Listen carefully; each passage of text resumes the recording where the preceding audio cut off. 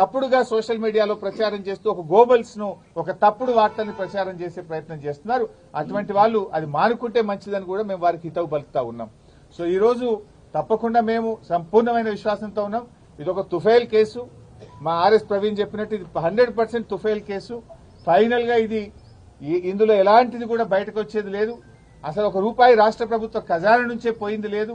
రాష్ట్రానికి ఆదాయం వచ్చింది తప్ప రాష్ట్రానికి జరిగిన నష్టమేం లేదు. రాష్ట్ర ప్రయోజనాల కోసం చేసిన తప్ప కేటీఆర్ గారు స్వంతగా తన కోసం చేసినటువంటిది కాదు. అందువల్ల ఆయన మాకు ఆ విశ్వాసం ఉంది కనుక 9వ తేదీ ఆయన ఏసీబీ విచారణకు వెళ్తారు. వెళ్లి అన్ని రకాలుగా మేము సహకరిస్తాం. మేము ఫర్దర్ గా లీగల్ యాక్షన్ మీద మా న్యాయవాదులు ఇచ్చే సలహా మేరకు మేము ముందుకు వెళ్తాం.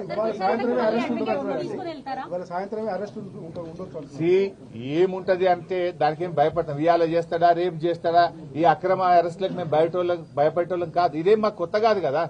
సమైక్య రాష్ట్రంలో తెలంగాణ ఉద్యమంలో ఆంధ్ర పాలకుల మీద చిచ్చర పిడుగులాగా పోరాడినటువంటి చరిత్ర బీఆర్ఎస్ పార్టీకి ఉన్నది. గతంలోనే మేము అరెస్ట్ అయినాం.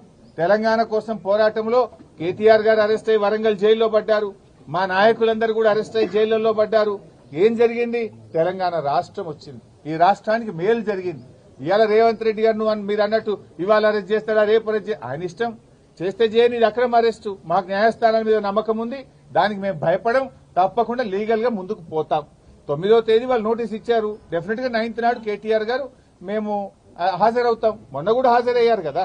45 నిమిషాలు రోడ్డు మీద నిలబెట్టినా కూడా ఓపిగ్గా నిలబడి నేను విచారణకు వెళ్తాను అని అంటే కూడా వాళ్ళు విచారణకు లోపలికి తీసుకోకుండా రోడ్డు మీదనే లెటర్ తీసుకొని మాకు రిసీవ్డ్ కాపీ ఇచ్చారు.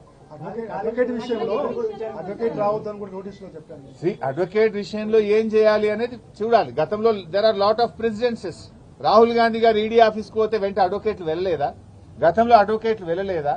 అడ్వకేట్లు వెళ్తే తప్పేంటి సార్? అది ఎలా చేయాలి, ఏం చేయాలి అనే విషయాన్ని మా లీగల్ టీమ్ తో డిస్కస్ చేస్తాం. Whatever the legal team advises we will follow that.